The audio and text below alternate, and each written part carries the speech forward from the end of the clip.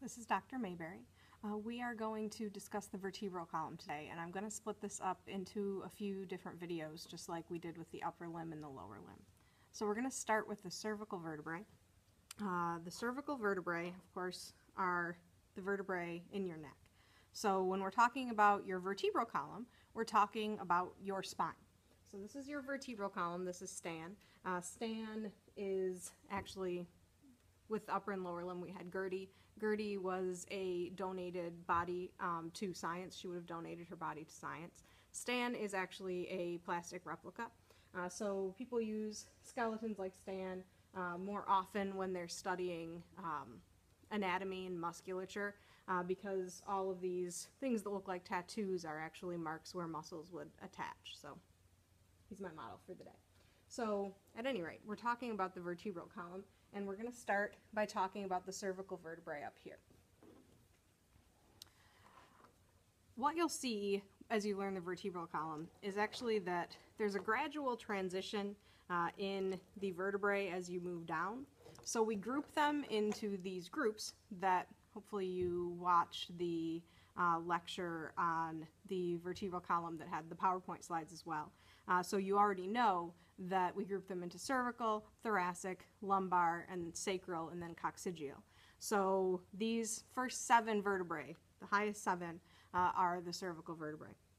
The first one is going to be the atlas. Okay? So I believe I mentioned in the other lecture as well that Atlas is the god that holds the world. In this instance, the world is your head, and C1 holds up your head, okay, so your skull. So all of these vertebrae, there are a lot of landmarks, it seems like, but they actually are pretty much the same landmarks on all of the vertebrae. But C1 and then C2 are very different. So they'll probably be the most complicated to remember, though it shouldn't be a huge issue. So C1, the first cervical one, is the atlas, because of the whole world thing. Okay? So you may notice that there is no body on the atlas. I will take a second to mention that someone has colored on this vertebrae. That is actually not acceptable. I don't want to see anyone making marks on any of the bones in the lab. So that said, this that you're looking at right here is the superior aspect, of C1. So these facets articulate with the occipital bone of the skull. These facets are the inferior articular facets, and they actually articulate with C2. The best, easiest way to recognize cervical vertebrae are by these holes right here. These are called transverse foramina, or singular transverse foramen. Remember, a foramen is a hole, transverse is to the side.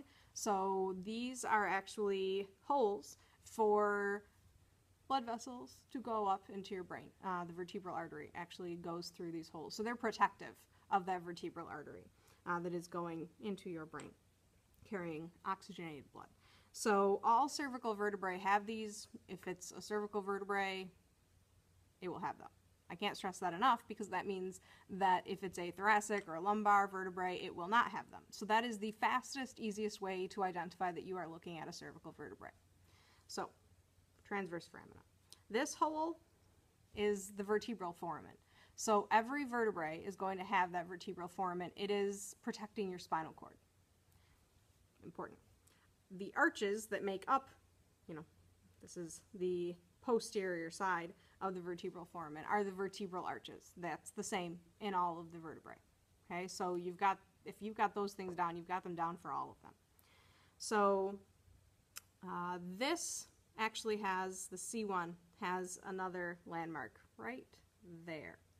That is called the fossa, or the fovea actually, for the dens. So the dens is on C2. This is the little spot where it's going to articulate. So we'll get to that in a second. Sometimes people say they have a hard time distinguishing between the superior articular facets and the inferior articular facets.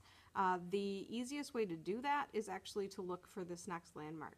So there are actually these grooves here. Okay? That is the groove where that vertebral artery sort of comes in and it sits there before it goes up through the foramen magnum into the brain. So those grooves are only on the superior aspect. So they are the best way to know. If I tag one of these facets and I want to know if it's the superior or the inferior, that's how you can tell. Sometimes, most of the time, the superior ones are much more curved than the inferior ones, which are flatter, but that's a little bit more variable. So that this groove for the vertebral artery is always there. Okay, so let's move into C2. There's an evolutionary hypothesis that C1 and C2 would have been one vertebrae and then they split to allow more mobility, mainly this mobility, in the neck. So the dens really serves as a pivot point. And remember, it sits right there in that fovea for the dens, which is on the anterior aspect of C1. So C2, when you turn on an axis. So C2 is called the axis.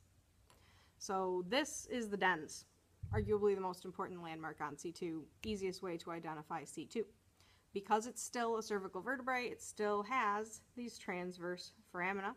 It has superior articular facets on the top. It has inferior articular facets on the bottom. C2 and all the vertebrae after this will have a body. So C1 is really the only vertebrae that doesn't have a vertebral body. So that's this bulky part. It will always be the bulky part. We also have a defined spinous process starting on C2, and everything over to the sides, transverse are sides, these are the transverse processes. You're going to see that they become more defined as we move down the vertebral column, but these are transverse processes over here. So remember, still vertebral foramen, still vertebral arch, but otherwise, once you've got one or two of them down, you're good to go. The other cervical vertebrae you get to learn as bulk. So C3 to C7, they are all different. You can differentiate between them. You do not need to learn to do that in this course, but you can do it. So your textbook does show you images of most, if not all of them. So this is your average cervical vertebrae. In this individual, we actually have a transverse foramina or foramen that's wider on one side than it is the other. And again, ignore these holes. You saw them yesterday in one or two of the bones.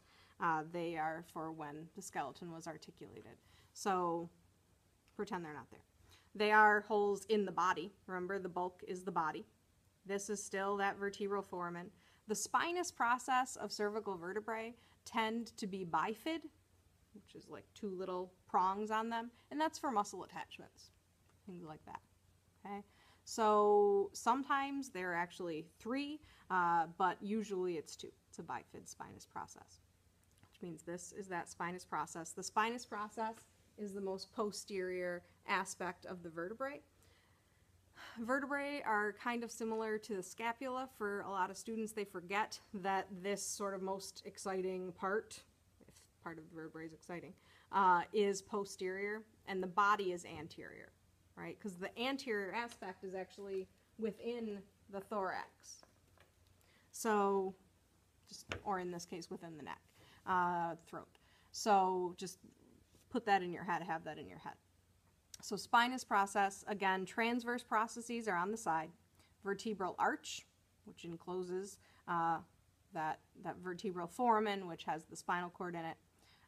Bodies, we have still superior and inferior articular facets. So the superior articular facets are up here. Inferior articular facets are under here. So as we move down the vertebral column, we're actually going to see a shift in location of the articular facets for the vertebrae. And sometimes I do ask on the test, especially if you have C1 or C2 and you can know exactly which vertebrae it is, I may say, what articulates here? Well, those are the inferior articular facets of C1 because these are the superior articular facets of C2. So you do know these things. Just be aware of that. C7, I like to talk about in particular. If we go 1, 2, 3, 4, 5, 6, 7, here we have C7. C7 actually looks very similar to a thoracic vertebrae. The thoracic vertebrae, you recall from that PowerPoint lecture, have much longer spinous processes. So C7 has a very long spinous process, and if you palpate the back of your neck and you lean forward a little bit, you can actually feel the spinous process of C7. But it's still a cervical vertebrae because it still has these transverse foramina. So it's a good example of how we transition from the looks of a cervical vertebrae to the looks of a thoracic vertebrae. Okay, so just be aware of that. So that puts in a nutshell our cervical vertebrae. The next lecture will be probably just the thoracic vertebrae, and then we'll split lumbar into its own lecture as well. So move on to the thoracic vertebrae lecture, and I'll see you there.